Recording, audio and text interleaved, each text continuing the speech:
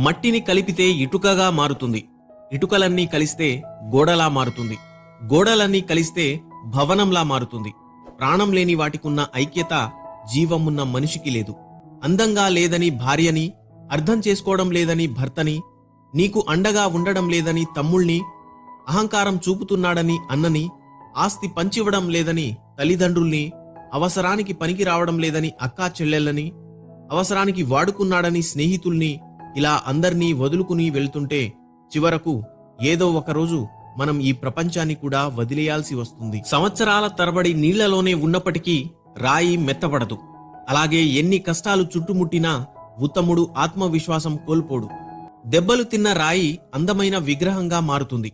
కానీ దెబ్బలు కొట్టిన సుత్తి మాత్రం ఎప్పటికీ సుత్తిలాగానే ఉండిపోతుంది. అలాగే ఎదురు దెబ్బలు తిన్నవాడు, నొప్పి విలువ తెలుసుకున్నవాడు మహనీయుడవుతాడు.